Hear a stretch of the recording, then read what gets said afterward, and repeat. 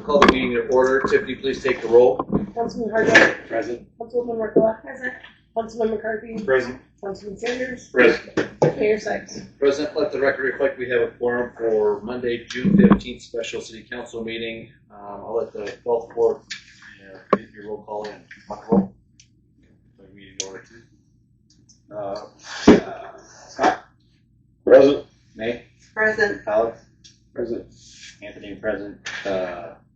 Brenda is not here. A lot of but we do have quorum. Okay.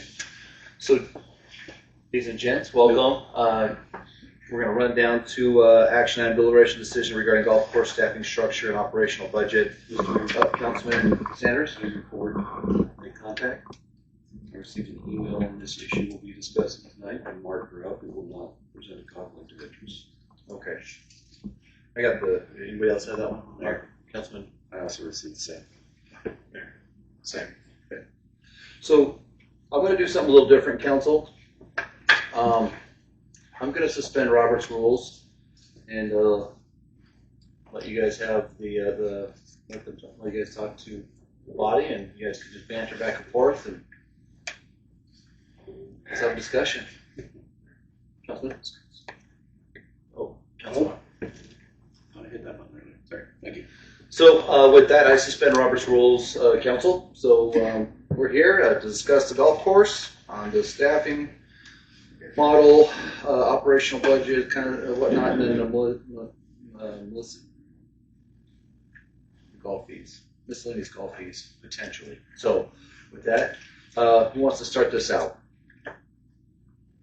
Well, I will, because since I was put on this board, I've had a lot of people come up and ask me a lot of questions because clearly nobody really knows what's going on out there. So they kind of look at us. And the one question I keep getting from a lot of people is this.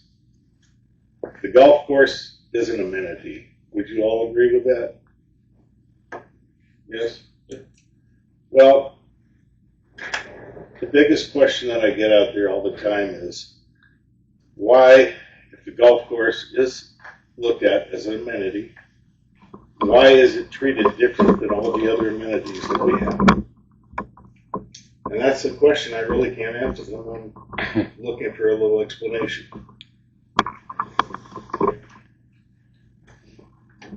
I think I'll jump in on that. It's definitely an amenity for the community, and look at all the benefit that our local nonprofits get out of tournaments and so on. It's undeniably an amenity, but it's also uniquely run as a business model,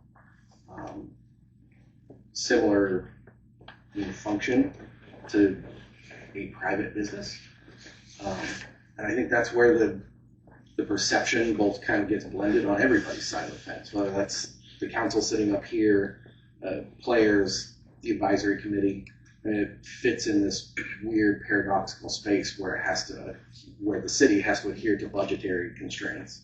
You have to be fiscally minded for the citizens who pay in the tax dollar, but also be reasonably priced so the golf community can access the thing and make it successful in and of itself, because there's an ecosystem to be had there.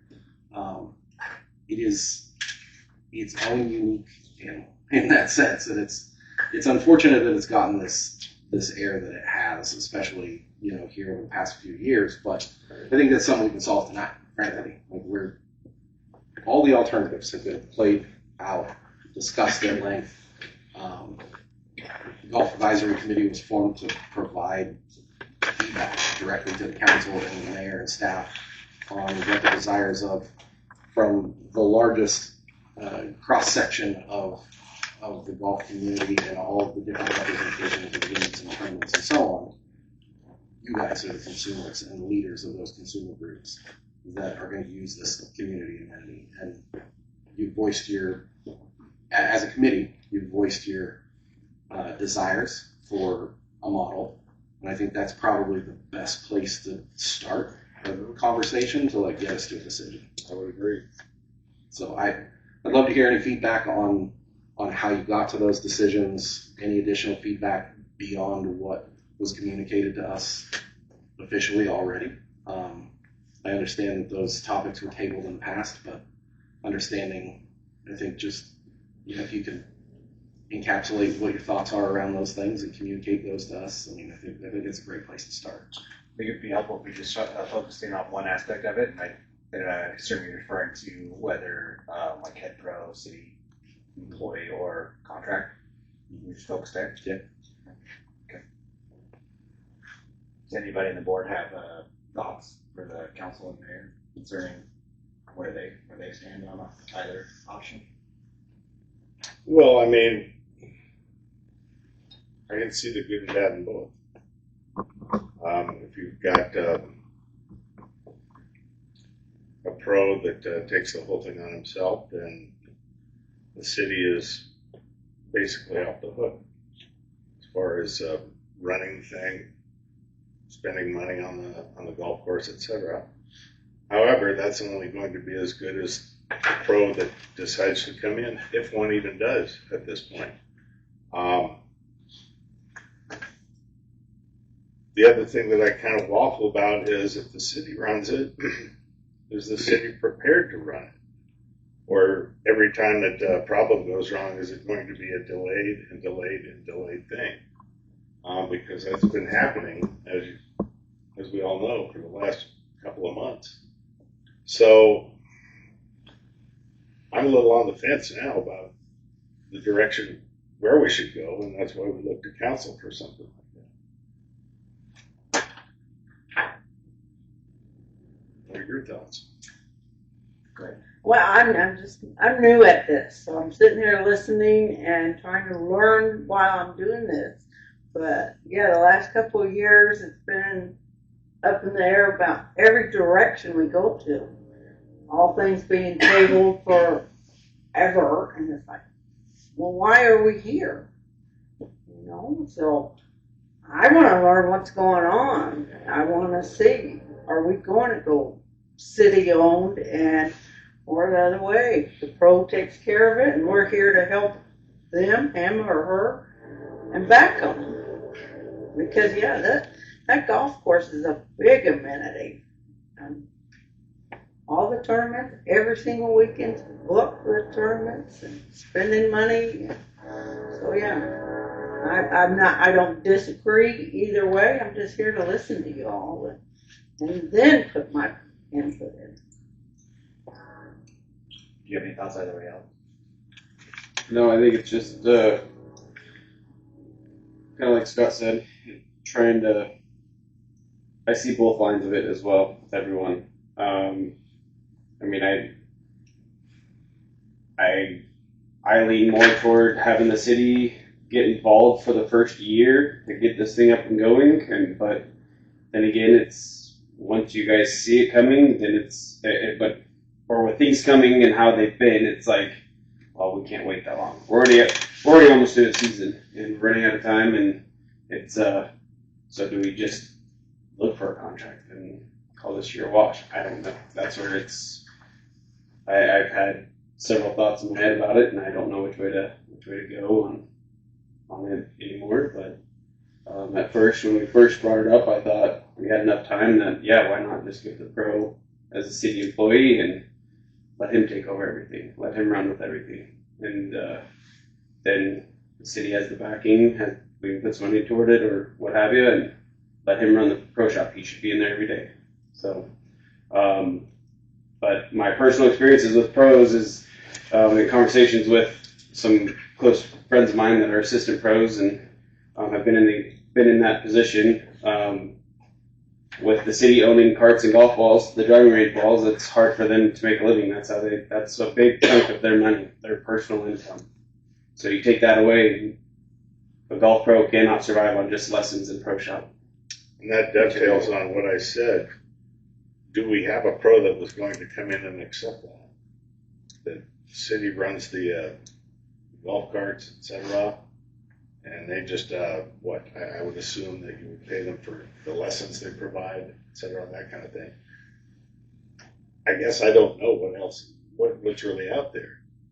And the other area of concern for me is pro is in the direction that you guys want to go. You have to understand that Mountain Home Desert Canyon Golf Club does not have a great reputation out there at this point because of what has happened. So who are we able to actually get? That's a big concern for me, because if it's the wrong guy, then where are we really at? Have we really done anybody a service? We have a opportunity here, and I'm going to take advantage of it. Mr. Eastman, if we went out for a contract, and as a potential bidder, you only saw revenue streams and merchandise, lessons, and personal golf services, and perhaps the use of the simulator, would you bid on it? Yes and no. There's got to be incentive for any golf professional. Usually you work in percentage of profit-based type incentives. You know, in the pro what shop. areas?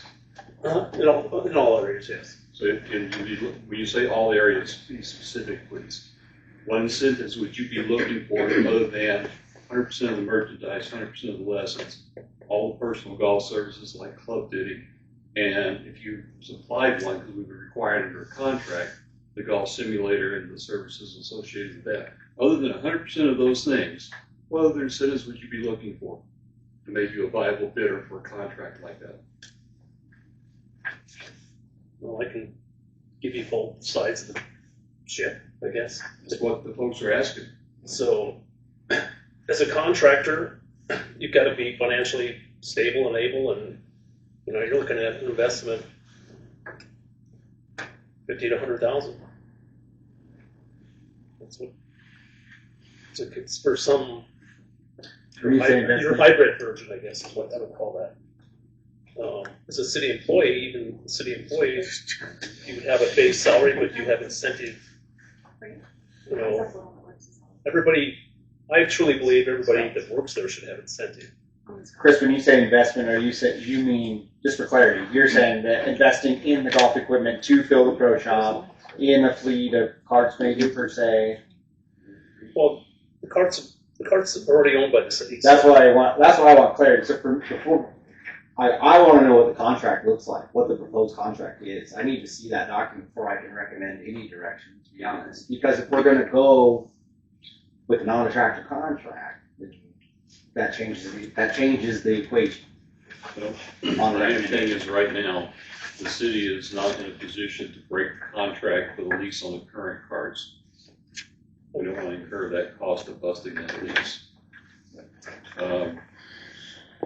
The amount of revenue coming in from the driving range, I don't think the city's ready to release that as a funded source. So the contract that was held by Mr. Gomez when he left, he got 100% of the merch, he got all of his lessons, That's a negative. he got all of his personal golf services, the club fittings that he did, and he ran the golf simulator, and that he paid the city by square foot for all that retail space and training space. So he paid the city rent to run merchandising, the lessons, the golf services, and the golf simulator. And that was his contract when he left. Does council have an updated contract that they're agreed upon to offer in case that's the route that's decided? It sounds like it would be that, less range in carts because of the investment made in that area. What I gave you right now, that's what the city would be putting on the table. If you wanted to bring another contract pro in, I don't see the city backing off the cart lease or letting go of the driving range. And that leaves you what I've mentioned. So did he have a base salary also? He did. No, Not of Not in the second during his contract. last contract. no. His last contract, he did not. Okay. He was And director of instruction and merchandise, which That's put him at exclusivity for all retail, all lessons, and the use of his simulator, and any action performed in that. There was no sharing or splitting of any pool of funding. Chris, would you come up to the otherwise. microphone? Okay. What's it with this handsome man, Scott? It's confusing because the structure with TJ was different 2 years prior, right? So, and then when, actually, you to give you credit. You came up with the hybrid plan, and then the structure changed. So it depends what we're talking about. Are we talking the past 2 years, or are we talking about when TJ was the pro and ran the whole? And that's the information that I'd be looking for from you guys. Right. So, then- Would the what is the restructure of his contract contract have something to do with him leaving? Obviously it did, right? When you reached. So you're talking about are you talking about the past? I'm talking about 2 the years last ago? contract that he had. The most recent one was Yes. a gap bridging measure to keep TJ here for as long as we could, because the golf community had a pretty strong outcry to keep him here. Yeah. The city had limited funds and had already committed to carts and those kind of, and the driving range. So there was like this weird portion of time where the things that you would understand that a pro in previous years had a portion of the cart revenue, a portion of the greens. It became a very divided structure where the city operations of greens fees, trails fees, cart fees, range ball, or like the range machine were all 100% of the city. All of the merchandise, lessons, and simulator were 100% TJ. So, and that was the agreement to split that off. TJ's struggle at the time, not struggle, but like his concern at the time was the cost of his staffing structure to fulfill the needs of like the carts, for instance. Sure. He had a significant investment in the carts and a significant amount of operational expenditure in headcount to run both the pro shop, the carts, and do those things. So his desire at the time was, if the city can take the operational front, I'll take the retail and lessons front. That was kind of the sweet spot for the time being. Now that clearly was short-lived, and it was somewhat intentional in that sense. That's why that contract was only 2 years in duration and had a 30-day out, because it was very clear that TJ was also looking for employee elsewhere. Sure. So that doesn't necessarily have to be the structure to look at here, but I do believe Councilman Sanders is speaking something that I would also agree to. At this point, the city has the operational ownership of carts, greens fees, the trails fees, driving range, and would desire to keep those in the operation because those Shed storage. And with that desire, Chris, now we want to hear your opinion. As a pro, would you come in and take a deal like that knowing that you would not get any of that? But I just wanted to, for context sake, from just my personal conversations with TJ, he wasn't looking to leave until that contract was what was in place. He would prefer to be here now, just for context sake. I've been fortunate to work in all these types of operations. I've had situations where I've owned it all and worked at Fremont County for 6 years back in the 80s. You know, I had the pro shop, I had the restaurant, I had the bar, and then had to pay for everything, and still got a percentage, but it's unique for every situation. Okay? I've worked for corporations that manage and lease properties. And it's based on a profitable facility. Okay. That, for example, I worked for Trim for 10 years. They would not come in and manage this property because it's not a profit-based type situation. They're going to pay you to run the golf course, and they're going to take a percentage of your profit. Well, until this golf course runs a profit, you can't really think about going that route. Your hybrid version worked, but that's the old days. Times have changed. Most of the whole city municipalities is owned by the city, and they have the profit centers are the green fees. The pros are to drive green fees, and he's got an incentive to do that. That's part of his contract and a base salary. Plus, you got to have operating capital to run the pro shop. Plus, you've got to have people, you know. For one guy like Jeff and I to go back and forth and get the cards and try to still be in the pro shop, it's very difficult. And there's a working plan that would work for this type of facility. You know, we're a weekend operation. We killed it this weekend. We had 140th Elks tournament. brought in over $7,000 in revenue, plus we had open play after, but it only brought in 500. Sunday, we did almost 6,000 in revenue, and that was just open play between 7:30 and 1:30. We were booked solid. And I put on 9 miles, going back and forth to the card shed, and I couldn't get him out there fast enough. And Ryan did a great job, and we're getting people out there. I was cruising the course, making sure our pace of play was under 4.5 hours. The way that pro shop, we mark down what time people take off.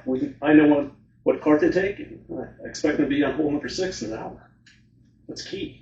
Somebody stops after 9, that's a killer, because they stop and order burgers or whatever. That whole part of it is separate. So that's another unique situation that you have there, leasing out that restaurant and bar. But there's working things that can work to make things work. And this weekend we've only got 40 signed up for the chamber. So today I went to the chamber and found out how many players. So I talked to Jake. We're opening up a regular tee time 7:30. We're going to do a forward gun. So I blocked the tee sheet. It's tee sheet management to run it properly, so we get open play to make that $7,000, $6,000 a day. We need to have $6,000, $7,000 weekends. Mr. Eastman, Yeah.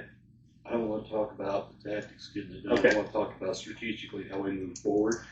Yeah. So would you bid on a contract based on the parameters that were here? We need to do that to get through the year. Yes, so I've been on it, but I'm not financially in a position to come up with $100,000 or $50,000. And I don't know any assistant pro, golf pros aren't rich. So when you say the 50 to 100,000, what would you say you would have to purchase for that to We don't get need an operation? to get through the remainder of the year. We only need 10,000. Yeah. We need some rental clubs. We need some basic start, and that can be flipped, rotated over. We got to start something. So what Councilman Sanders is asking, which I 25,000 would have been great. Like what you said last week. Sorry, if I interrupted. That would be a great starting point, because we're not stocking golf clubs. Okay, we have demo days. I have them all. We can have a Titus demo day. We can have a TaylorMade demo day. We can have a Ping demo day. They can all come here. You custom order. They pay up front, and we have their product for them in 10 to 14 days. That's the way we do it at Golf Galaxy. I think really the big topic up front here is more centered around the model of, are we looking at a third-party pro, or we're looking at an in-house city employee pro? Right? Let's get that far first. That is the breakout That's point you want in- right there. of what model. Yeah, because obviously one is different than the other. One is, obviously you're hustling doing the pro shop. If I'm just saying it's you. You got to come with your own cap. You got to do all that. And the other one is you got city benefits, city paycheck. They're just too different. Yeah, so my recommendation would be, if you go to the hybrid model in a pro, it's going to have to be an attractive contract.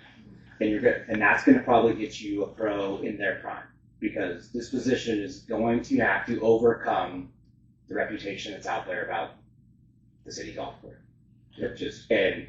The baby's ugly, it's ugly. Right now it's ugly.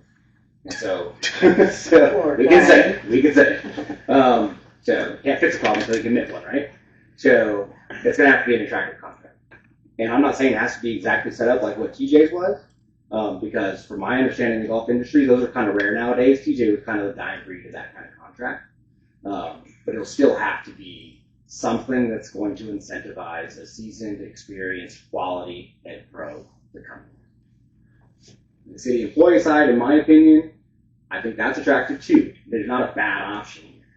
It's just, what kind of candidate are you looking for? The city position is probably going to attract a young assistant pro ready to jumpstart his career, and he's going to come in and he'll take that opportunity because it's security, it's stability, it's benefits, it's a salary, probably I would imagine some incentive base built on top of that already. And he doesn't have to have capital. Then he can start building up his capital to go and pursue a contract later on. Or you'll get somebody like the end of their career, like Chris, who's also looking for that same kind of security and stability, and then that's what you get. But it's probably a 3 to 5 year plan. On that model, I would guess that you're rotating pros every 3 to 5 years. There's nothing wrong with that. For city. Yes. There's nothing wrong with that. It's just that's probably the reality of the situation. But you can look at it the same way as a contract. Contract, it might be only 3 to 5 years if the contract doesn't keep getting to where it matches what's going on, right? Yeah. But at least on a contract, that's It's control. He's controlling that, right?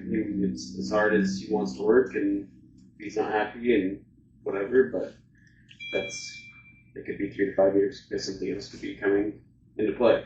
So those are great points. I guess my question then, wouldn't it be beneficial then for this body, this council, to say we're going to open it up for an RFP for the third party to say what attracts you to take over this contract, instead of us saying here's the options, having a contractor come in and say this is what I'm proposing for a business, I want this, this, and this, and this. That's part of the whole RFP process. Yeah, I would say. So basically you're putting the onus on the private industry, not, hey, we're Mountain Home, we're going to fly it this way and you're going to get only green fees, this, this, and this. RFP, they're coming out and going, this is our business plan, this is what we're going to do. Yeah, you just have to be realistic on our time frames we're looking, right? So we're probably looking at, 26 is a shot, right? So we're probably looking at season in 27.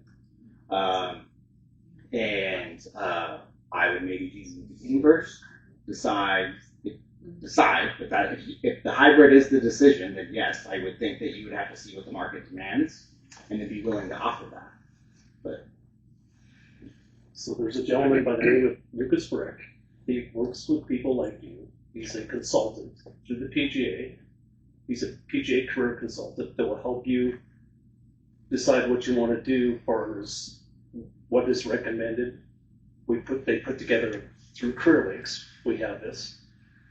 It's a job search that you can put together and say, here's what we're offering.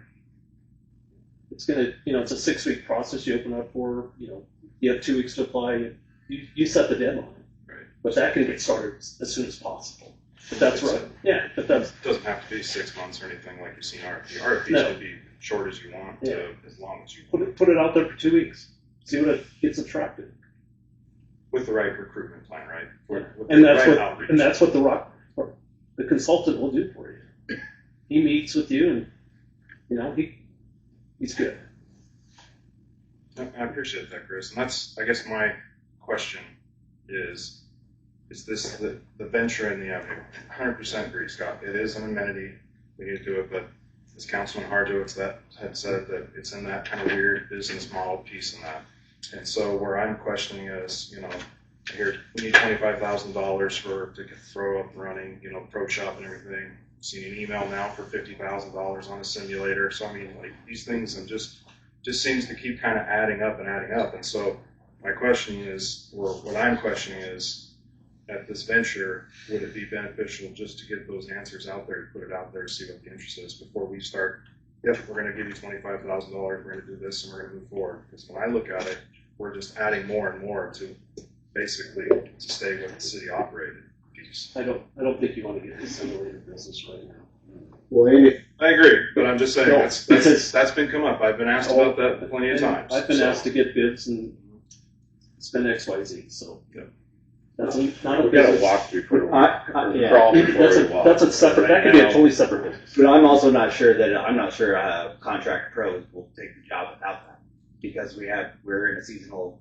It's a seasonal job, right? And so they need to have they need to have income to supplement that in the slow season. So they're not going to be out there on the driving range when it's 25 degrees giving lessons, but they will be in that simulator doing it. And that's something that they can make money on, right? And you can run your winter leagues out there and make money on. So if you go out to market with a lot of ifs, there's not going to be a lot of positive feedback. I would say set the foundation, Right. decide the foundation, and then go. If you're not willing to say we're going to offer $25,000, just put stuff in inventory, we're going to have a simulator in place, that this is the foundation we're giving you, pro, to be successful, who's going to come get it? If you're not going out with any of those assurances, it's not going to be very good feedback, in my opinion. And I appreciate that feedback. What I'm saying, though, is that the simulator before, who owned that? TJ owned it. Yeah. TJ owned the golf carts. So this is what I'm saying is there's that aspect of let the private sector come in and say, this is what I'm bringing, Okay. or this is what we're doing. Well, Because when I hear that, yep, we have the golf carts, we need to get a simulator, all these, just saying, if we go down that route, those are just adding up and adding up, where it's kind of one of those of, well, then why are we even talking about a contractor piece when we've invested all this money? Because again, now it's, well, we've got to get our return of investment on this, essentially, right? Yeah, so- how do you get that? You get that from the social But, leagues. I'm going to push a little bit back because TJ wouldn't go to Scotch Pines unless they committed to establishing a simulator. So if we're going to say, talk about the same professional who invested in a simulator coming from Shadow Valley here, willing to do that once, not willing to do it again when he left here. So Scotch Pines made that commitment that they would build a cheap-based simulator. And before the very first day on the job, they had a contractor with blueprints in front of them.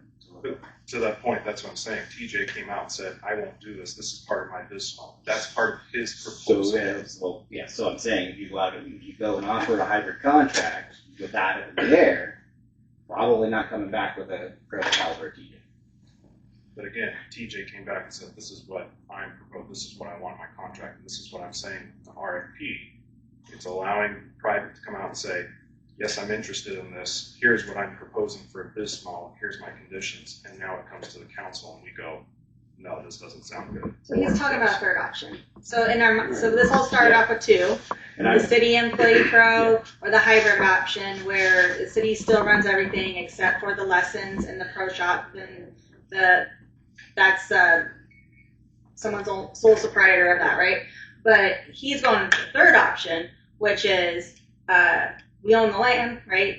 They come in, they lease the land from the city, and then they run the entire operation. Yeah, and I mean, you can add I that. can interrupt. What I'm saying is with the RFP, it allows for the hybrid or the third party. It was part of that last meeting when I said and or allows for the proposal to be, this is my proposal as a hybrid, or this is my proposal as a third party. So no, it is not just something I'm saying, a third option with fully contract. It is. I'm trying to paint the picture though, because it's getting very muddy between, I'm trying to show that there's three different. Right, and that's fine. yeah, I'm just saying, when you said, I'm just saying third option. No, I'm saying the RFP can be proposed a plan for hybrid or it can propose a plan for a third party. That's on the onus of the private sector to come out and say, this is the business model. Not, this is what the city's offering, we're gonna incentivize it this way, we're gonna break down golf lessons, all these things. Here's the land, here's the business opportunity. What do you think it's gonna take to make this successful? I just don't know what additional information you need. Like, I think it's not worthy of it. I think we're at a time of decisiveness right now. Like, we're a couple of years into this. Like, with the shadow contract with TJ. Like, we got the RFP, bringing all these different elements in. I think that what's going to be beneficial, you decide on the contract and how that's structured. A hybrid contract, how's that beneficial for the city and for the pro?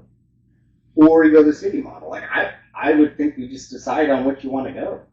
And, I mean, you can send it out, but I don't think we can get too many candidates pursued. yeah, and I would say that my recommendation, and I mean, like, you could have, I fully respect your perspective. Mine is, and my recommendation would be decide on what the structure is for either one, and if you decide that hybrid model, build a good foundation for it, and that would include pro shop funding, and that would include simulator funding. That will attract you a really good candidate, will help the golf course be profitable. If you're not comfortable doing that and offering and investing in a solid foundation, I would recommend going the city model, where you control that. You can just invest in a skeleton pro shop and build it up gradually as funds come back, and same thing as a simulator business.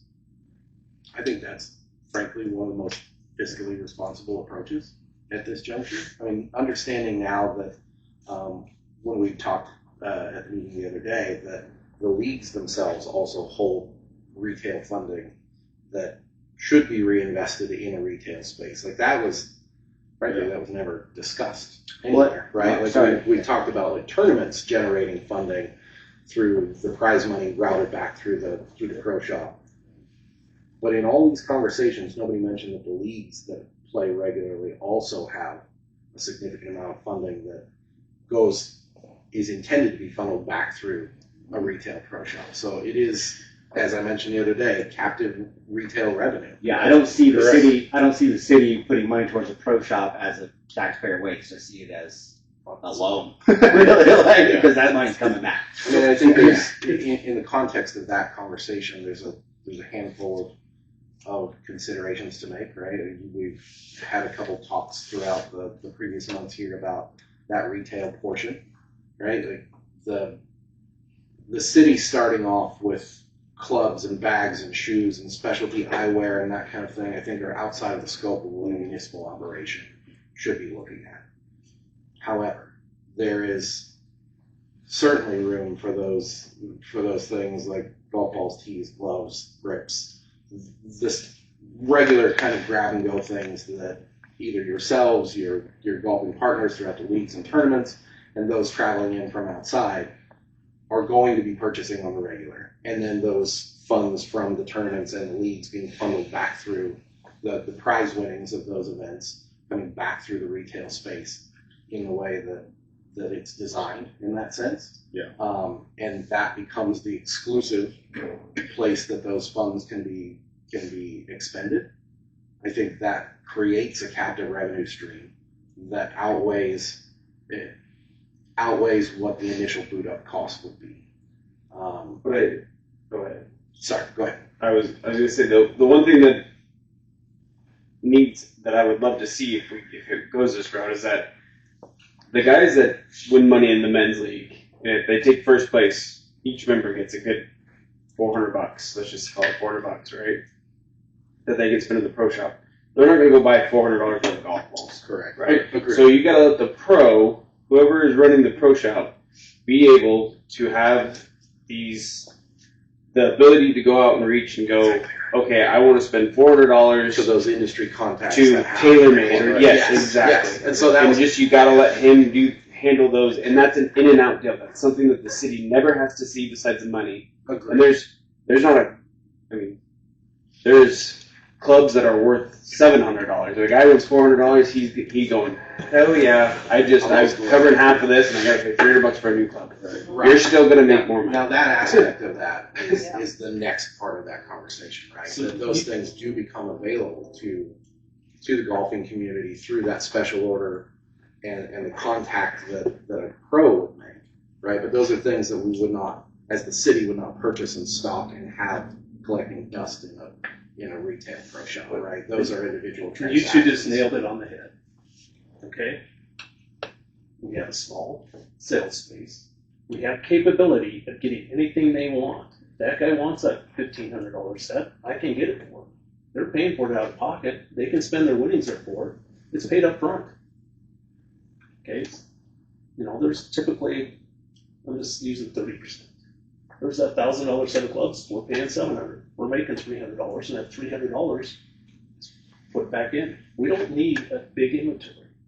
And I think that's It's a small if space. the city were to take on that retail space, that would be my personal desire, is that the limitation of the stock on hand to those grab and go common items, with the ability for people coming through that pro shop to special order that those items that are not in stock on the sales floor.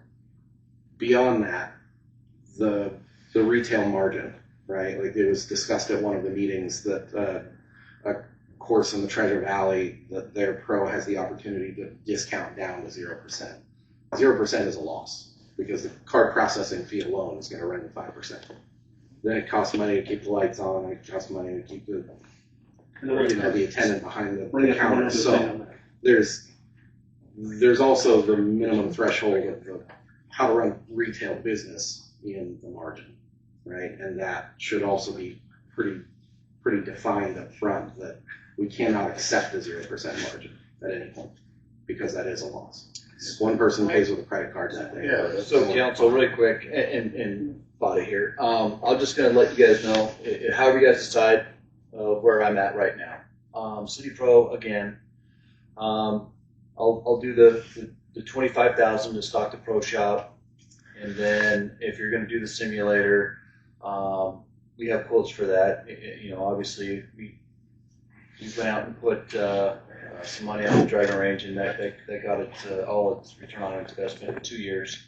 Usually you want a return on your investment in 5, but we did it in 2 with that funding.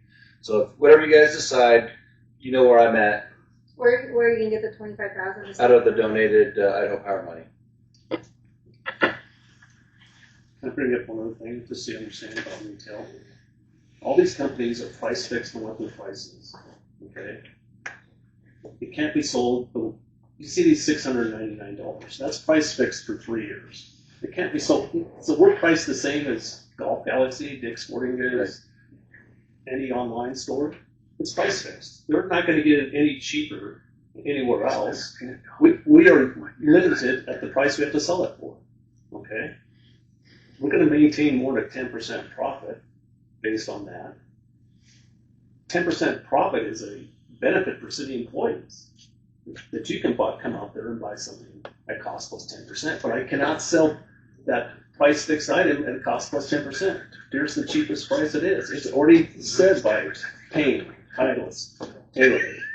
And what I also do is to help this vote go is still go out for the RFP.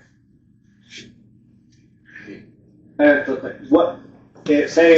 the proposal? What does the city employee job description look like? What's that salary? What's that incentive? What includes that?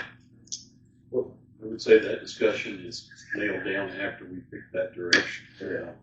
And Once another we've option, committed to that process, what that structure looks like, how many bodies we need, because once we decide what the global operation is going to be, then the focus comes back to, if, for example, the city were to be the total operator.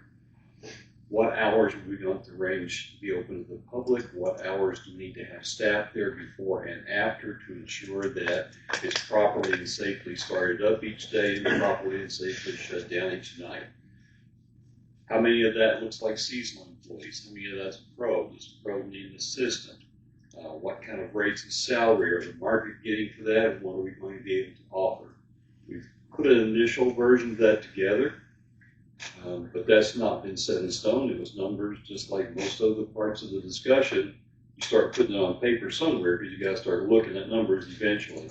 But until we actually pick a direction, that conversation is best had once we've decided we're going to go forward. Because in true essence, the council needs to set the direction. But a lot of the nuts and bolts of it is only advice to the administration. It's going to be their job to make sure this becomes a day-to-day thing at that point. And our discussion needs to be around what the budget is for it. And that's how we help hold the city administration accountable that the spending is being done in accordance with the budget we gave them and in line with the policies around purchasing and manpower and personnel. And I think it's a good question. I think it's a really good question because that helps drive my decision on which way we're going to go and how much money, because when you put on another employee, then that goes, city's paying out for benefits and Percy and et cetera. So these are everything that we do have to actually think about because that's adding on to the budget. Well, with that said, you need to think about this for a second as well. In the discussions we've just had, the commonalities were whether we go out for a hybrid model or not, we need to invest in. We need to invest in the incentives that are going to be going forward. We need to invest in our rental clubs and our basic necessities. Eventually, we have to invest in what we're going to invest in terms of do we do simulator work or not. We're hearing the same type of investment being required regardless of which model is being proposed. Eventually, there's going to have to be an investment unless we completely divest ourselves and are willing to take whatever somebody else offers us. Yeah, and I just add on to that, I know Chris said a simulator as a business, as just a simulator, nuts and bolts, brick and mortar, go in, hit balls in a simulator, is not viable. But it's also a necessity in the golf industry because if you get to a point where you're selling golf clubs, you can't ask a golfer to spend $1,400 on a brand new set of irons without a fitting. You can't do a fitting without a simulator. So, it's part of the package. You should go see the Warm Springs facilities, which is vastly different, but every golf course is investing in an on-site simulator. So, just where okay. I was trying to meet in the middle with the hybrid. I'm not going to support City Pro. We're not using that. I can't support the Idaho Power money. So, that should be going for infrastructure. So, it'd either be a hybrid, there'll be a hybrid option, and again, you know, this is just me, I might get voted out, or the RFP. RFP. Now listen, hang on. My concern on that though, I wanted the RFP, but I don't want 14 people, meaning 14 families, to potentially lose their job, because if Troon comes in, they potentially can take over the entire operation, and then we just purge 14 jobs, 14 families, okay, out of our community. So that's a big risk that we're putting onto our community. So I said, you know what, because I love everything you proposed. That's what's in my heart. But then I also was like, the other extreme was like, okay, well, let's do the city employee. And I'm like, if we could do hybrid, that's me meeting in the middle. So Jake, there's two companies that would probably come in, that could come in. And well, there's a lot more than two. But there's two big ones, right? Yeah. That could potentially come in. Because I spoke with Jake earlier today. What was it? Troon's one of them, and what's the other one? I would say probably Troon and Kemper, but those are like the bigger ones. There's some smaller ones that might be interested, like out of Nevada and stuff, but actually they're not going to be interested because the golf course doesn't make money.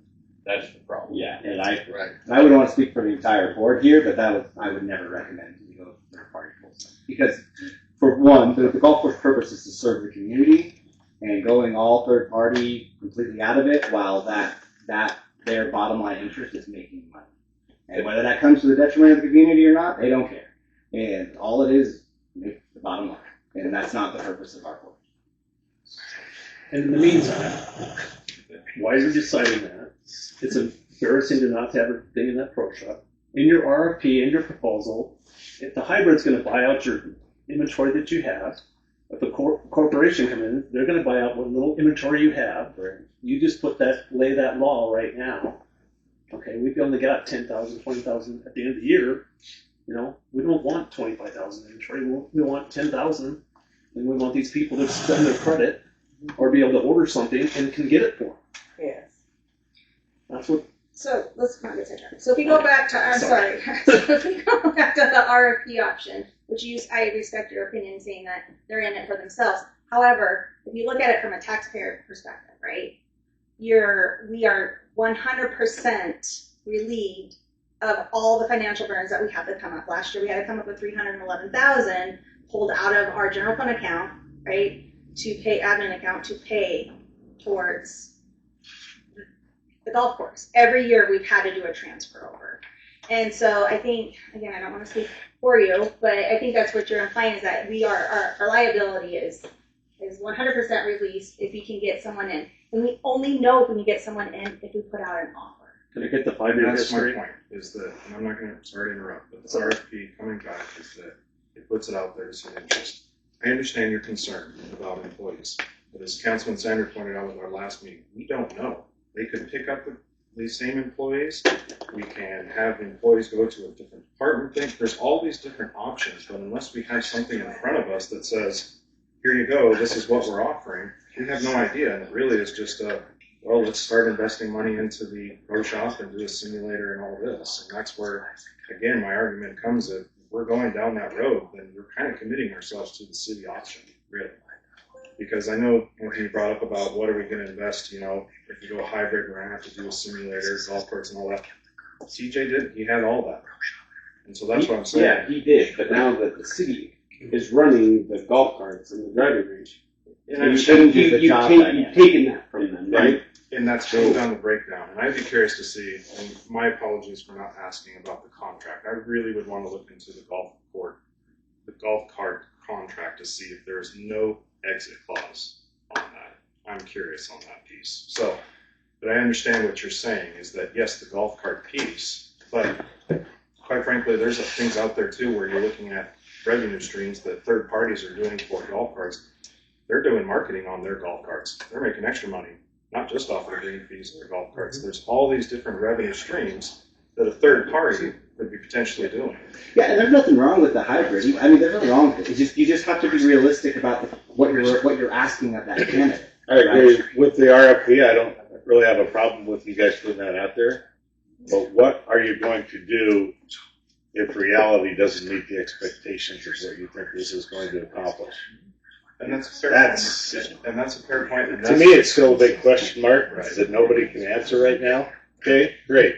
We tried that. It didn't really pan out. What's our next one? What's our next objective? What's our next plan? Go ahead, Jay. I just want to, I've talked to all the council pretty much and told them how I feel about this, but I just want to get it out since it's being recorded and everything. So if you look at the city golf course and you look at the history of what city golf courses are doing across the country, they're not going third party. They're not. You got 2 in Idaho you found. They're doing it now, but what they're going to do soon, they're just going to go back to the city. The only way for municipalities to make money or break even, and this is, I talked to a turf consultant this morning from Minnesota. He said all of the city municipalities are owned by the city. They're going away from it because they can't make money. You have to use everything the city has, and you have to put that in to make the money. You just have to. You're not going to be able to make the money, even if you have a hybrid pro or whatever. And I know some golfers don't agree with me because they like the hybrid pro. Some golfers might like the city, right? Or they might like the third party. But if you think about it as in what's best for the city and the city owning the golf course, the best thing would be for the golf course to break even. The best thing would be for the city, the golf course, to make money. The best way to do that, as history shows, is to go city.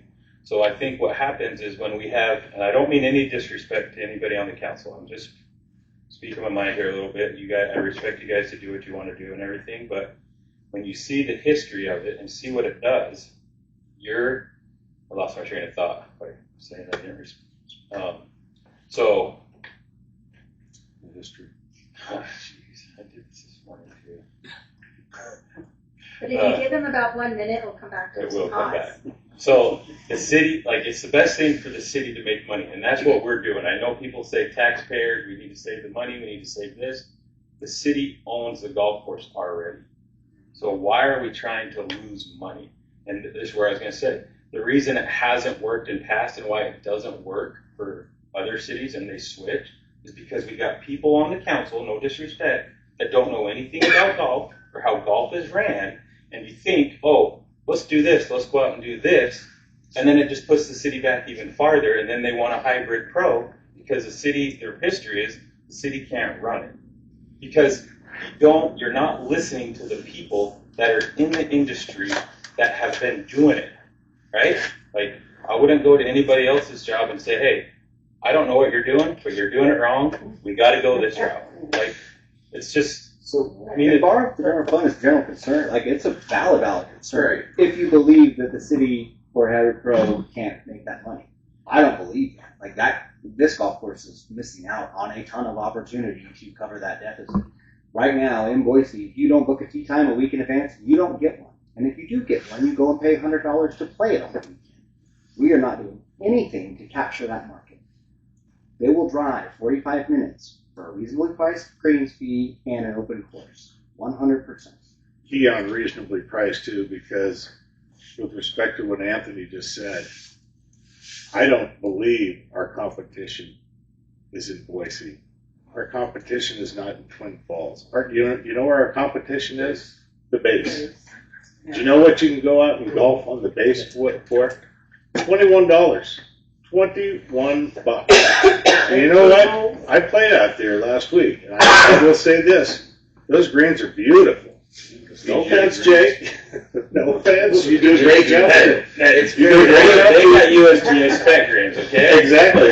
But what I'm saying is, if we keep trying to raise rates and raise prices because, well, they're doing it across the way, 40 miles that way, or they're doing it 80 miles that way, we're going to lose big. Our competition is right here. It's at Silver Sage.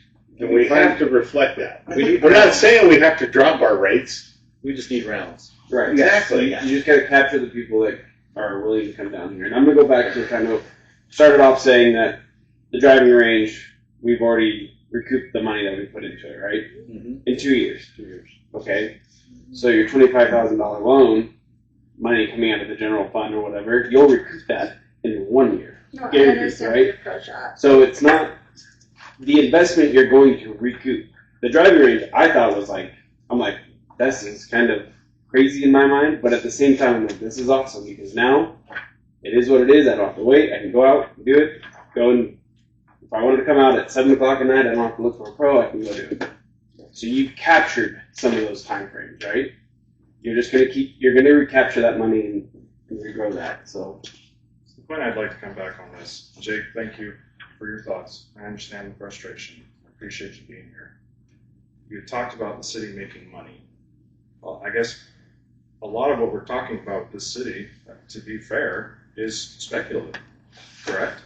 We're assuming that we're going to have increase in rounds of golf. We're assuming that we're going to have everyone that's showing up to the golf course going to be buying golf balls and tees and everything like that. So when I hear that we're going to make money, I'm kind of going, show me the business plan.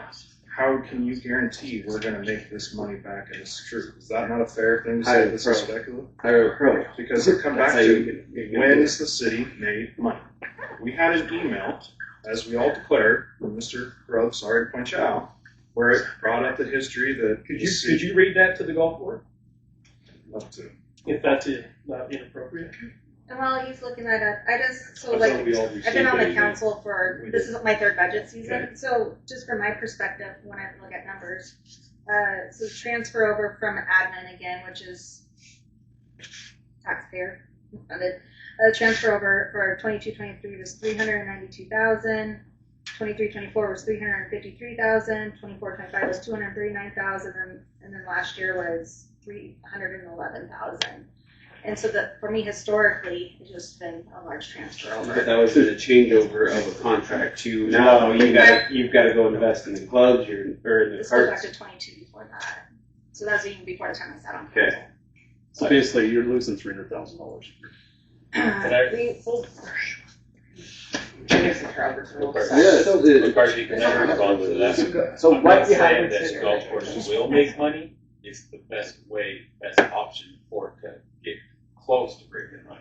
right now, If we take away stuff that we can have revenue on, then we're not going to. And I understand that, but we have the true golf report that shows the hybrid model with TJ's and how we were closing that gap with all those things. And yes, I understand it was different with the golf carts and the split and everything. What I'm saying is we have history.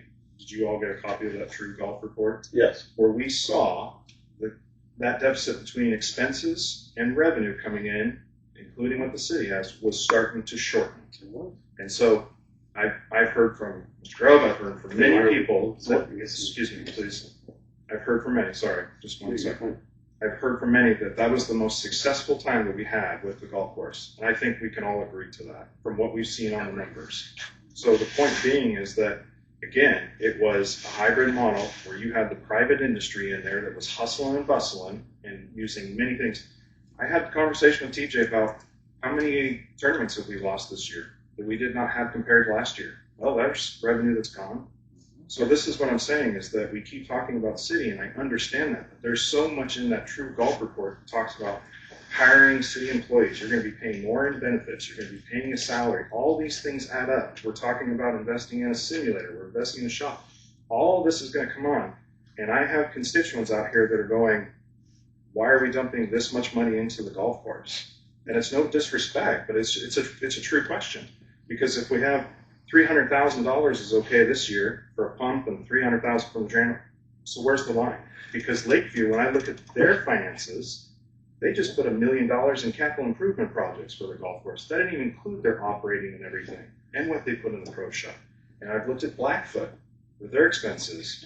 They don't break even, not that I've seen. So again, I want to know what city is breaking even on a city-operated model. Settle Falls. and also in all fairness to Councilman McCarthy, you have plenty of golf constituents out there asking why you're not doing this. For which part? Investing in a golf course, getting a pro shop going, getting a city pro in place. There's also a good chunk of community asking why that's not happening. Right now, the golf industry is more popular than it's ever been in its history. To not capitalize and not jump on that opportunity, just to speak frankly, is malpractice. So you had 3 years worth of data. 2 of those years were under complete turmoil where we ran off half the membership and half the stuff out there on the golf. So it's not applicable apples to apples comparison. One was COVID and one was a round play of 20,000 yards right there, or council centers. That's the fun of not having Robert's rules. Sometimes good ideas and guidance gets lost in the minutia of trying to get somewhere. Everybody here has agreed that the golf course is an amenity. Just like the library, just like the cemetery, just like the entire Parks and Rec department. Not everybody uses, as the mayor pointed out, he doesn't use cemetery, and hopefully for many years to come. I don't frequent the library. Don't get me near the water, so we're not going to talk about a swimming pool. But I am part of the community, and I pay my taxes to support all those things, so my fellow community members get to enjoy what's important to them, just like eventually sometime this year I might get a chance to go out and enjoy one of the things that's important to me, which is that golf course. Parks and Rec doesn't break even. They don't require their participants to break even. The library doesn't break even. It's supported by grants, and the funds they receive from their constituents comes nowhere close to meeting the cost that's going into it. Almost every amenity that I can think of in our community runs at a deficit. So to say that we're going to turn a profit is misleading in my mind. To say we're going to make money is misleading in my mind. To say we're going to close the deficit makes sense. Yeah, I like that clarity. I think it's possible to really put a big dent in that for sure. And we saw that deficit in terms of a smaller transfer of additional funds. I personally believe part of the reason we're seeing a deficit where transfer of general funds occurs every year is because we probably need to take a really close look at how we're forecasting the revenues for the budget each year. And we need to be realistic that the structure that's under is not going to be anything other than deficit spending from its outset. We have not budgeted correctly for that course. And We've so, done under a model that was not supportable, and we see that non-supportability every year. right, no, I agree with you because I know there's no transfer for pool in here, but if you look in revenue, they're going to get, for Parks and Rec, $2.2 million plus. yeah, let's see, hang on. And then they get like that $450,000 split disbursement that's coming in from the state sharing revenue. When if you look up for what state revenue should come in for, again, it should be for infrastructure. Okay, so when we have failing infrastructure, this is where it all goes back, right to the core of it. So when our infrastructure is failing, and we need to actually get another well, and we need to get another lagoon, but yet we're taking Idaho Power money, $1.2 million that was donated to us, towards an amenity when it should probably be going towards our infrastructure. That's a whole, that's where I'm coming from. But also, it's not an either or problem. Over $1 million. We're talking what's 25,000 on that percent on that? What's to stop him at 25,000? You guys. That's why I bring up is it's $25,000 now. It's $50,000 this. I mean, where do you end the line? Well, we could play that game hypothetically all with everything. Yeah. I mean, to not adequately run a golf course because of the endless hypotheticals is doing a disservice to the community. Not having a pro shop in there, and the golfers are constituents too. They're your taxpayers too. And so I know there's a certain segment of the city that says we shouldn't be spending this extra money. Well, there's a pretty good segment of it that says you should. I mean, so you can't use either one as an argument. If one's not valid, the other's not either. And then until utility bills go up. So Maybe you'll look at it. Wouldn't it be better if the city was out of it? Yeah, I'm 100% support either direction. Just the variables have to make sense. You know what I'm saying? So like, I would support a hybrid model. I know that a really fluid, passionate, energetic golf pro that has the gumption to go and make a killing for himself is going to make that course successful. I just don't know if we're going to offer peanuts in the contract. I'm not going to recommend that contract. You know what I'm saying? And so I would rather recommend a city employee. It just depends on what all. I guess what also concerns me too is that, did we not have somebody come in and do like a study on? That was the true gospel, which is my kind of pushback on the RFP. It's like, we have the data. You know that a hybrid can be successful based on the true golf study. So why do we need to prolong it with another RFP? So We know we have the data, right? I We just gotta decide. believe that data is 3 years old. What's the date on that report? Wasn't it 23? And I would say the opportunity now I is think even we made greater than it progress was last at that year. report. What have you done the last 2 years? This last 2 years. Well, I think you're still making progress. I think he's on the right track, what Sanders said. But you said last 2 years. Well, Realize so- this is new. No, what is the date of that Trim report? Right. I saw 23. August 23. Okay, so that's 3 years old. Yep. What have you done the last 3 years? What I'd like to know. Maybe not you personally. but No, what I haven't been here personally, so I'm out of this conversation. Acquired Well, the, I'm just trying to reframe the question. Acquired City- the driving range, Cart acquired the revenue. carts at 100%, acquired the greens fees at 100%, trail fees, cart storage. And what's Changed the contractor for the food and beverage. what's your Right, increase in revenue? So, to make up Mr. revenue. Mayor? and that's it. Yes, sir.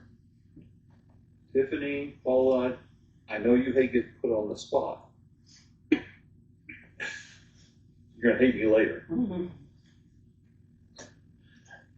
To the best of your recollection,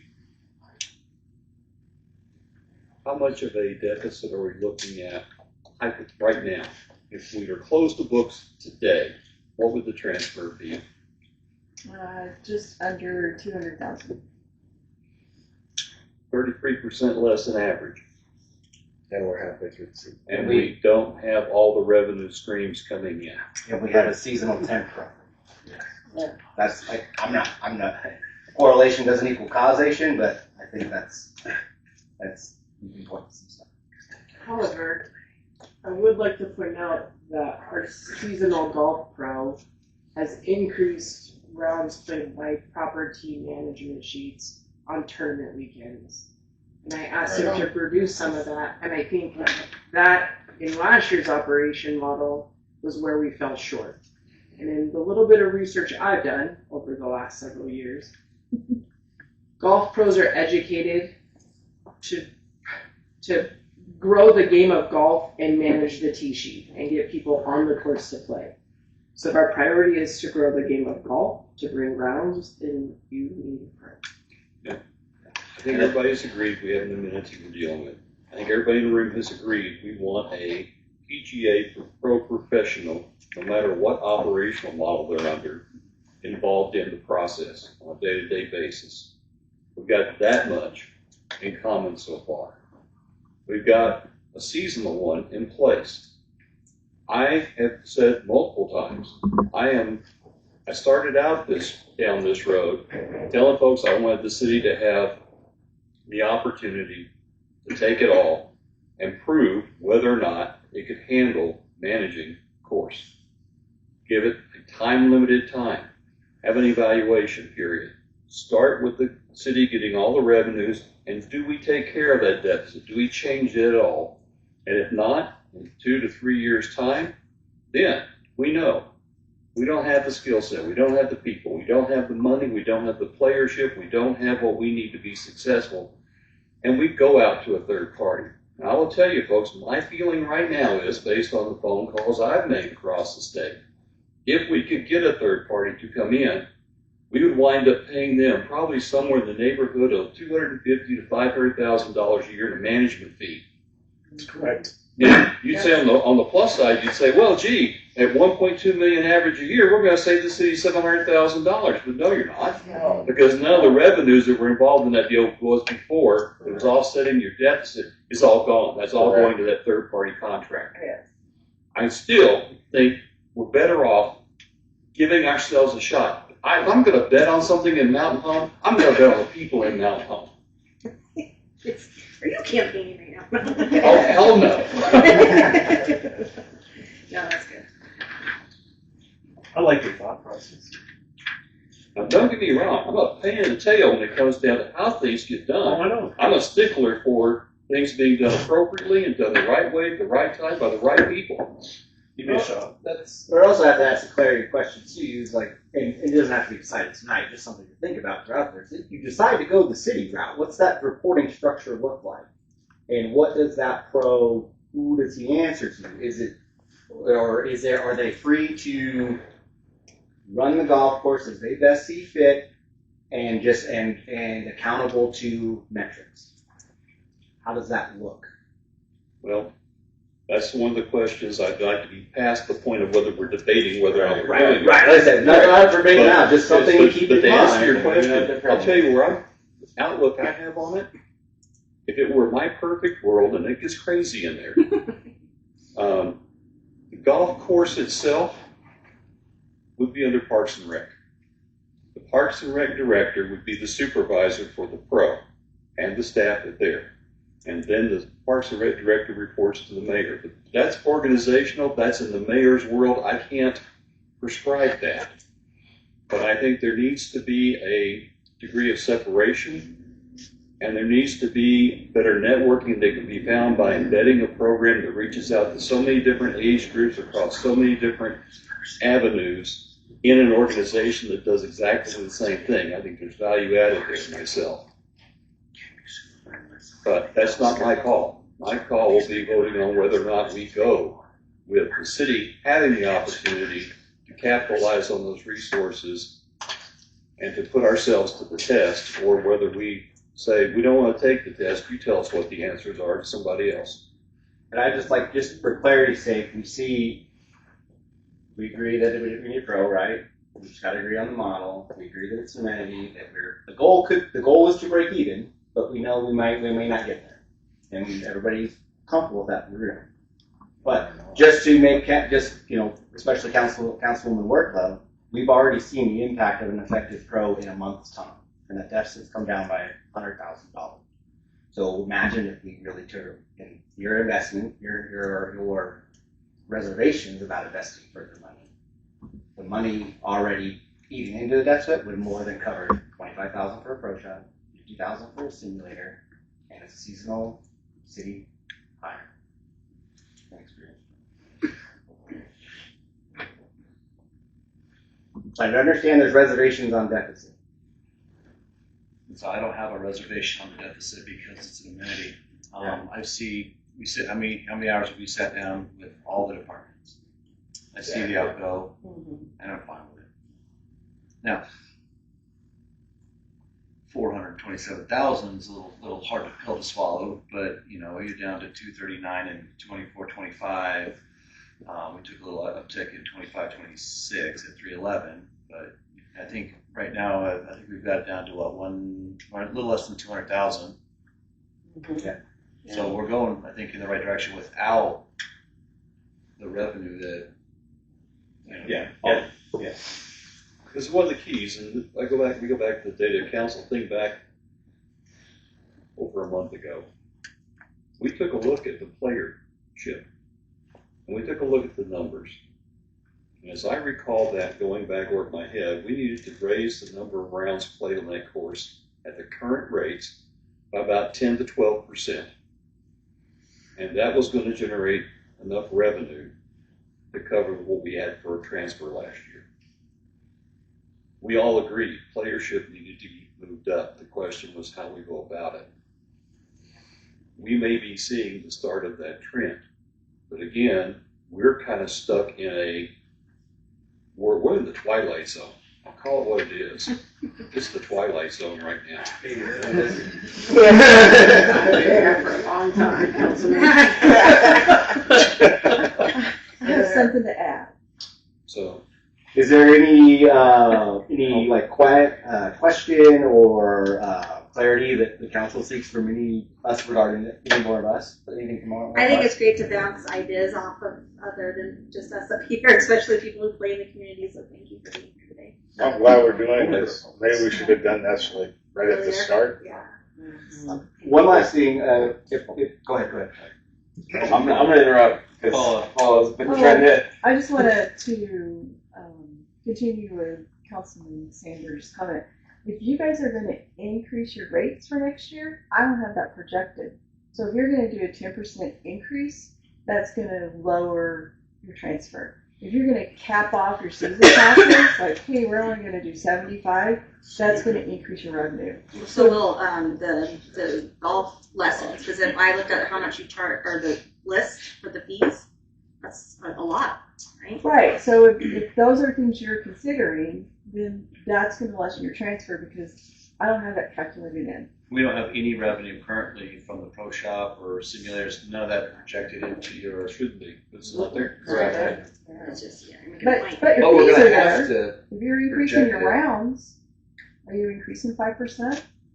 I thought we were, and this is me, I thought we were just trying to get rounds of play up, not increase the Fees. That was my, Yeah. that was my Yeah, that's what I'm talking This about. is the first time I've heard about Right, but increasing if that's fees. a consideration, it's not rejected.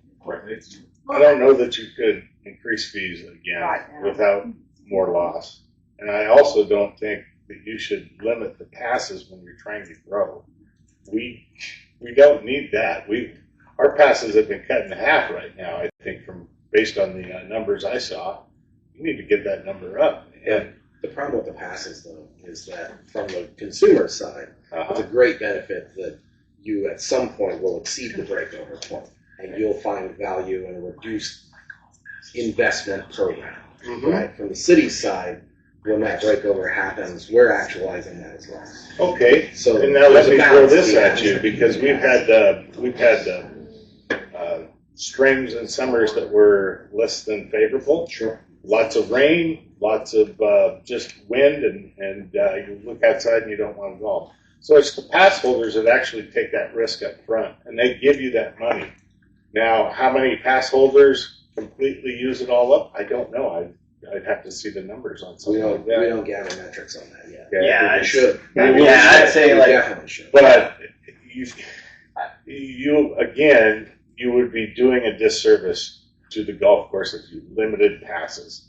That absolutely would drive people back out to Silver Sage, or they would pay less for a pass right now. Just saying. Yeah, I would, my personal recommendation or opinion on that would be, one, find the break even. Right. Two, I don't think it's up for discussion until you get there, and I Agree. would imagine that. That's not a today discussion. Yeah, correct. It's not Let's get back to Yeah. this. I just want to, everybody gets some 2 cents. Here's mine. I don't want, with the turmoil we're in right now, and with change that's going to occur, no matter what we decide, it's a change. It's a massive change. Let's have one piece of stability in this process and not screw prices. Amen. Correct. Amen. Not this year. And then let the matrix, let the data, let the golfing community that's going to be meeting on this and looking those over, come back to us and tell us. Let them do our homework. Not that we won't question it, when we see it, but let them do the homework in their own backyard. We have paid professionals in this, and then we've got amateur professionals in this. And the wealth of knowledge that's out there, if it's honest with us, we can be honest with them. And we can figure out really fast, can we do this or not? Now, at the same time, do we need to go out? Is it okay to go out? Do we really want to go out and see if somebody would like to offer us a better deal? Why not? I'm worrying what's going to happen next weekend. You're gonna get those metrics before golf. Okay? I'm hoping to go live July 1st. Do Zoom calls twice a week. We're at the stage where we're gonna order the hardware, hopefully this week. We're gonna have it there so we can start playing with it and learn, teach the staff how to use it properly. And it's gonna make life so much easier as far as operation standpoints and increasing play too. So you're on the right track. It's coming. All right, council, what do you guys want to do?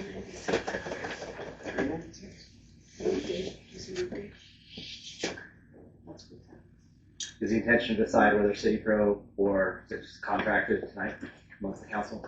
As an action item, so we didn't need to make a decision. Mr. Mayor, Councilman Sanders. I'll kick this off. I make a motion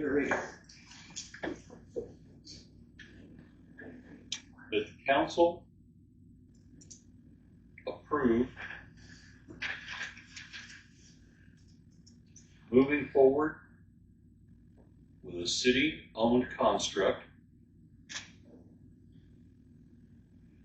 and that the administration provide the plan for review by the council for its implementation.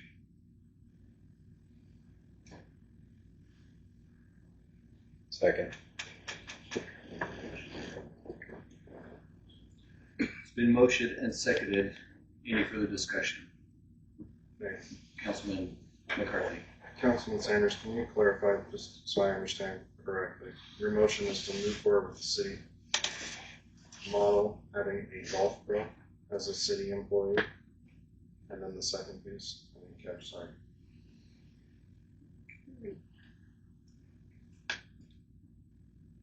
To give you your explanation, the city operated model includes the Golf Pro PGA as a city employee. It would include a model that shows all revenue streams being part of the city operation. I am proposing a 100% city operated amenity. And then you said the second part was have the city council review it. And our guidance to the administration is that we want to proceed on that model, and they bring back to us the information that shows how that can be done. In other words, we turn them loose to do their job, and they tell us what the operation would look like, just like we would be asking someone in an RFP to tell us what they would be willing to do for us were they were to come in. Let's just deal with this motion first, and then I have another. Okay. Been motioned and seconded. Any further discussion? We now call for the question. Councilman Sanders. Aye. Councilman McCarthy. Can you come back to me, please? Councilwoman Wokala. It's a principal thing, so nay. Councilman Harjo. Aye. I have to go nay. Mayor Sykes votes aye. And Mr. Mayor, for a motion. Councilwoman Sanders. Yeah. I move the city go out for an RFP for golf operations and maintenance services. Operations and maintenance. Just pretty much what you had quoted before. I'll second That we build a proper request, and we put that request out. I think that's going to take some time, but I do want to see the same thing you want to see. I just want to make sure we know what we're asking, so we get a quality answer back. So Okay.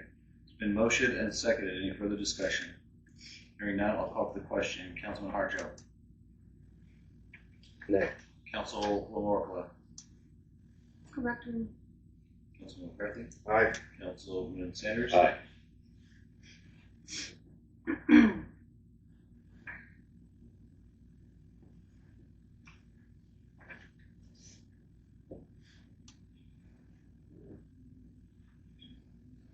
I abstain.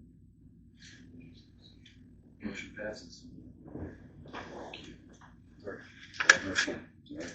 Okay. So, all right, we're gonna run down to, well, I think it was, I gotta come back, with a model. Can we do the, miscellaneous golf fee, set a public hearing for that? It's not on here. It would, I'll just put it on It's Tuesday's for agenda. is the operational structure, Operational budget. because you have to have that If you're going to be, and you're doing new fees because you're adding lessons you didn't have before. Correct. So, if your structure shows the services and you come back with the fees, would that work? The item can be placed on the 23rd agenda, which would have a public hearing date not until probably, the closest you could get would be the 28th of July anyways, because you have to publicize it twice. I think Councilman Sanders, please. correct me if I'm wrong, not to put words in mouth, but he's asking that we include those fees in your proposal for the. You still have to go through the You hearing. have So to we go need, through the hearing we no need matter to, what. it would seem to me we would need to go ahead and approve moving forward with the public hearing, because simply having the hearing doesn't guarantee that they pass. Correct. But at least we get that clock running. If you approve them tonight, which you guys have all seen them, and say we pick a public hearing date of July 14th, then I can get them in the paper to print next week. But if you don't say that's okay about public hearing dates, then they wait until the 23rd and they kick you to the later on. If that makes sense. So for clarification, these are club rental fees for 18-hole and 9-hole. 1 hour golf lesson, 3 hour golf lesson, pack, 5 hour golf lesson pack. Those are all for 18 years of age and older. 1, 3, and 5 junior golf lesson packs. Half-hour golf simulator, 1 hour golf simulator, 4 people per tee time. 10 hours of golf simulator package, 4 people per tee time. And those are the fees that are on that sheet from a previous agreement. Junior lessons. Junior lessons are cheaper. They should be in there. Yeah, they are. The ones that I call them.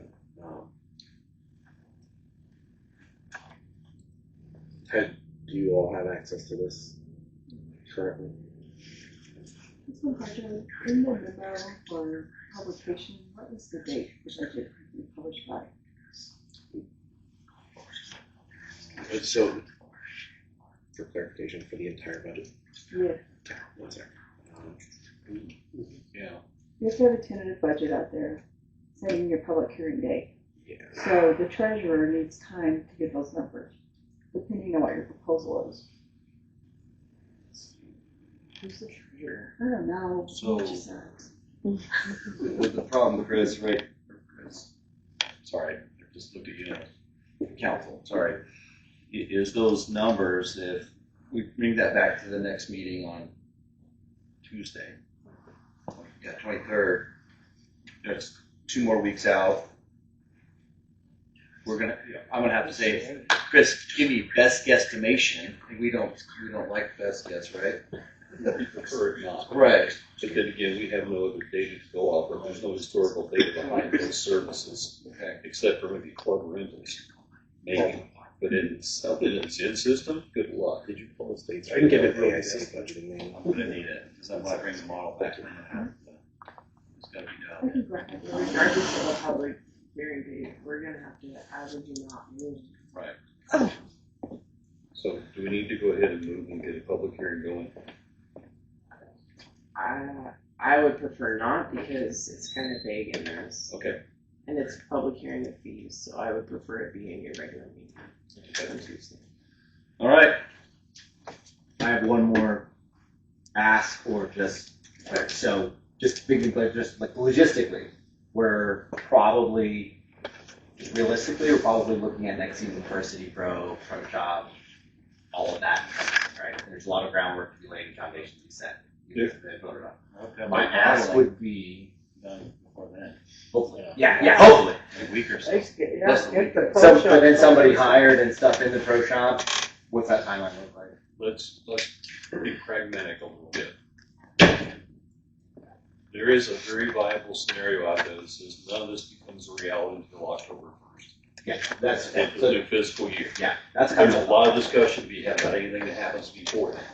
And so my ask is that we explore interim solutions for basic golfing equipment. And that doesn't come out of city budget, it doesn't come out of anything, and there is solutions out there. So just for instance, I had no golf clubs Friday night. I had nowhere to buy Is them. that So, I had no golf balls, nowhere to buy them. Maybe we should look at the model like they do for cars, where you rent somebody's cars that are going to Avis. Those little coaches with their clubs And out. I'm just suggesting, there's already, I'm just suggesting out there, I can go over Okay. I'm just suggesting out there, there's already a business operating on the property that has the capabilities to sell golf equipment. In an interim basis. What are you talking about?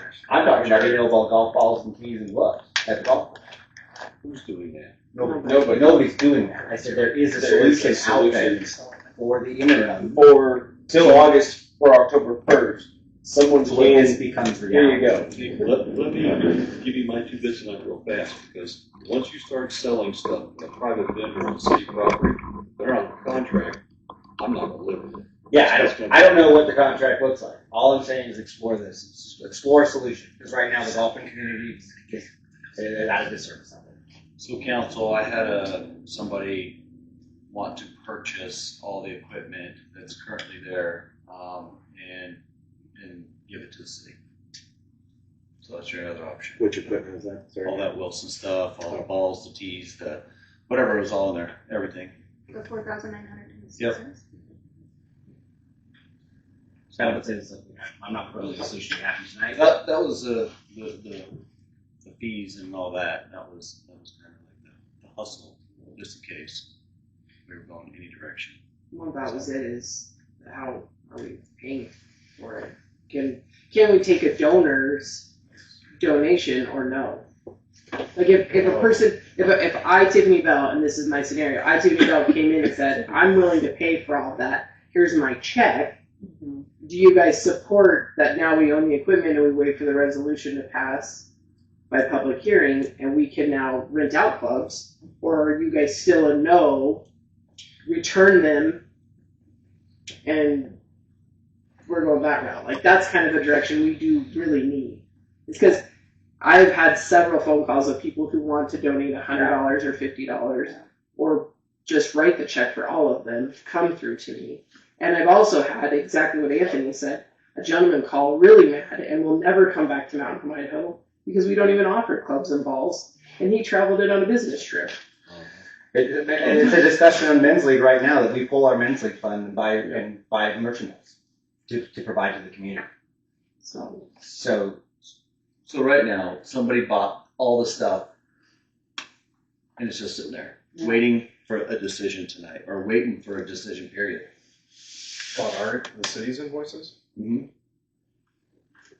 Well, they offered the money for it. The city still is the purchaser, which is what's Tiffany, goes back to Tiffany's point.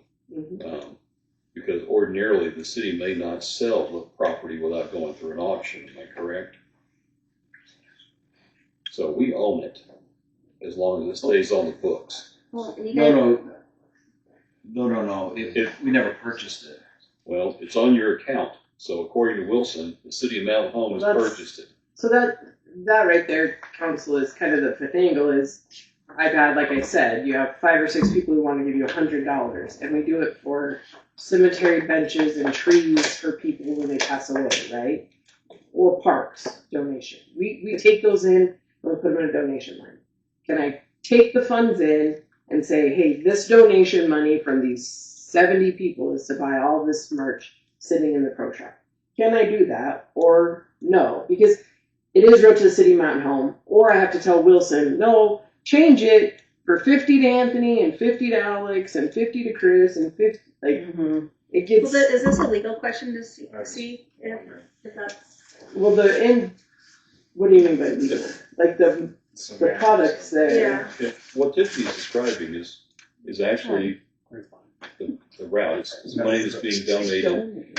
We can allow that allocation to be used for that purpose to pay that bill. That is not uncommon. I mean, it's happened at the procedure. dog park and that kind of And stuff. we do it for all those things. But then you brought up the... It's one of these matters of, but then the city still owns it. Yes. Just because money was donated to pay for it was bought on our account, the city will own the property. That belongs to the city then. And the intention of the Wilson Golf stuff at the moment is rental clubs, kids clubs for the Parks and Rec, and what else? Golf balls, tees. There's no tees in there. Oh, no tees. There's no tees in there. It's golf balls, gloves, and clubs. And the intent for those, for the balls and gloves is for retail use or for use in conjunction with the programs of Oh, believe me, juniors won't be hitting Wilson staff professional balls. And you're reviving with that I'm just person. trying to paint the full picture of what the intent is. Yeah, and I wasn't even thinking rental clubs. I just want the golfers, myself included, to be able to buy balls and tees and a glove out at the golf course as soon as possible. And I don't know what avenue that takes. Like I said, my suggestion was there's already a business that is at the golf course that has a POS system that has nothing to do with city funds that can do that. Now, I'm not. You guys can deliberate that. It's an option. It's a solution. Mayor and But staff, I mean, that would be. If I were to ask you today what a potential timeline would look like to develop the plan as it's been requested, could we take a swag at duration of that? I'll get it to you before the next council meeting. Mayor and Council, can I go over the budget time? Yes. No. Shut up. Hey, we're on golf here, really quick, guys. Anything else about golf? I know you guys have been, you're here, like, we don't need to keep you, so we don't want you to have to, like, stay forever. Yeah, no, that was the only thing was the last thing I had was just explore a solution for it. Appreciate your time tonight. Thank you. Thank you. That's Your very quick. opinion's a little Okay, closer. so no resolution, so meeting adjourned. We had golf budget, so. Oh, you didn't say golf budget. Yeah, I need to, what you adjourned the meeting. So. Go ahead, say what you need to say. Adjourned. Back on the Reconsideration. Just say what you need to say. Yeah, keep going. So, for the budget itself, are we budgeting a person in the budget? We have budget hearings on the 24th, 25th, possibly the 29th. Okay, then the tentative budget all has to be put together and put into Casell. All that has to balance. Okay? I'm like, okay, so then in July, we have another council meeting on the 14th. However, all the stuff that needs to be published is ready to go, and then you guys adopt your tentative budget on the 28th. But it's already gone to the paper for publication. It has to go so that they have time to publish it. Then it's published on the 5th and the 12th, and then you have your public hearing on the 25th. And then once that's done, it's got to go over to the county by state statute. So are you giving yourself enough time on that timeline to decide what you want to do with the golf? Because I have to have those numbers in the first week of July, what you're doing. Yeah, but I get to work. Yes. Mayor, if you can get a plan, I think we can fit that schedule. Thank you. Yeah, I get done with it. How long is it until now? Keep the score. And 10 kids Thursday.